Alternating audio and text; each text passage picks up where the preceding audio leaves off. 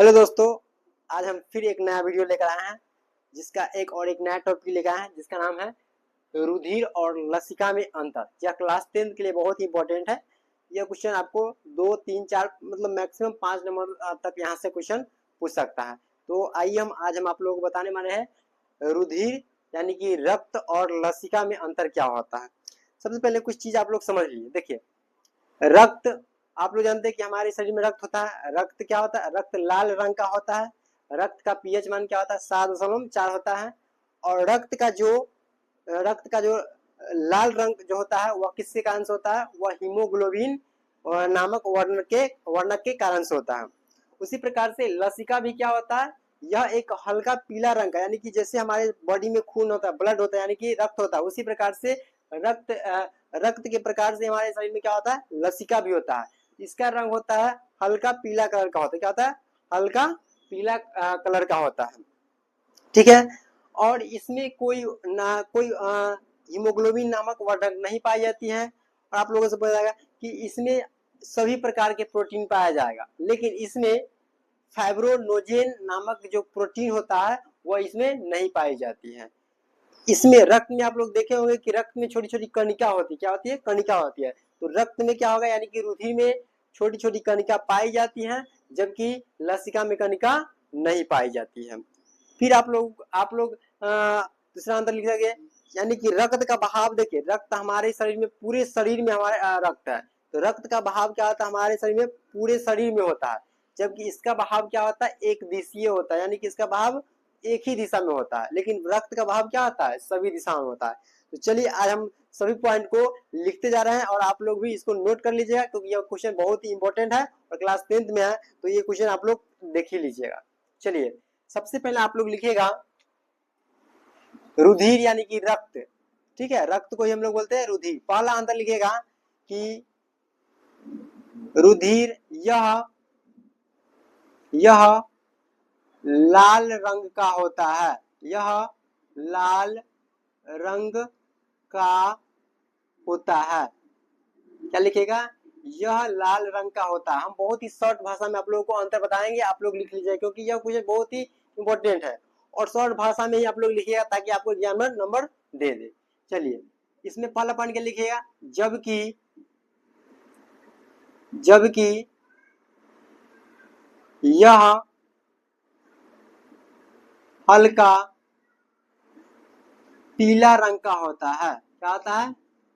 पीला रंग का होता है। पहला अंतर आप लोग समझ गए। यानी कि रक्त का रंग कैसा होता है? रक्त यह जो होता है यह लाल रंग का होता है, जबकि यह क्या होता है? यह हल्का पीला रंग का होता है। अब देखिए, जब यह लाल रंग का होता है तो यह लाल रंग किसके कारण से होता है? तो इसमें हीमोग्लोबिन नामक वर्णक पाई जाती है। तो आप लोग क्या लिखिएगा? दूसरा पॉइंट इसमें कि इसमें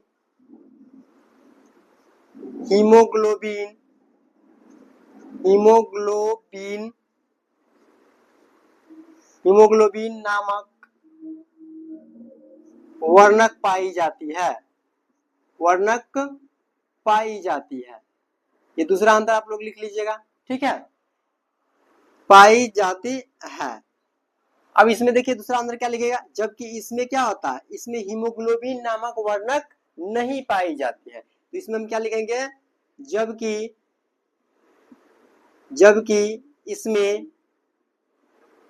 इसमें हीमोग्लोबिन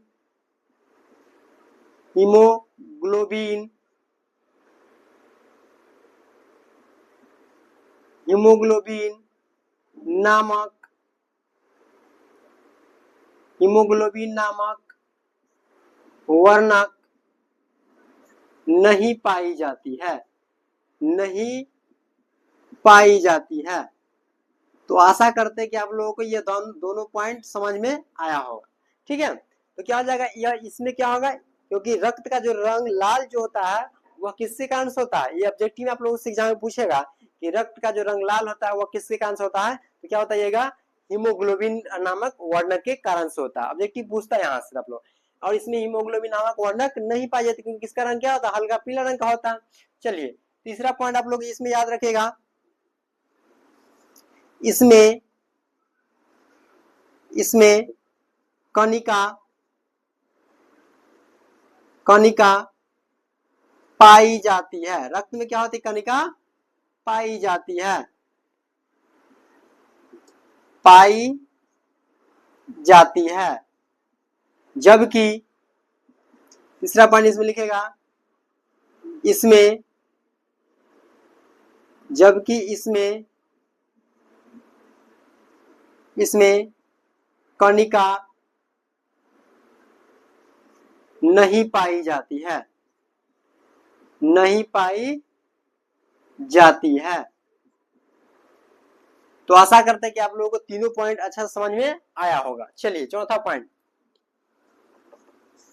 अब क्या होता है? इसमें सभी प्रकार के प्रोटीन पाई जाती है। तो इसमें आप लोग लिखिएगा चौथा पॉइंट, इसमें सभी प्रकार के प्रोटीन पाई जाती है। क्या जाएगा? प्रोटीन पाई जाती है। जबकि इसमें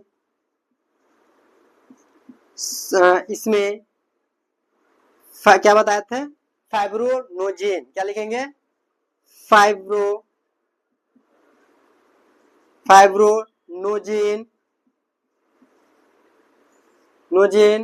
नामक प्रोटीन नहीं पाई जाती है। यानी कि यह प्रोटीन इसमें नहीं पाई जाती है, नहीं पाई जाती है। आशा करते हैं कि आप लोगों को ये चीज समझ में आ रहा होगा। चलिए एक और पॉइंट लिख लीजिए, कम से कम 5 लिखेगा। इसका वहाव सभी दिशाओं में होती है, सभी दिशा में होती है, ठीक है। जबकि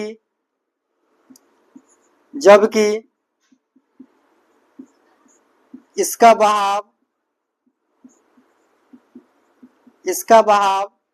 एक दिशीय होता है। क्या होता है? एक दिशीय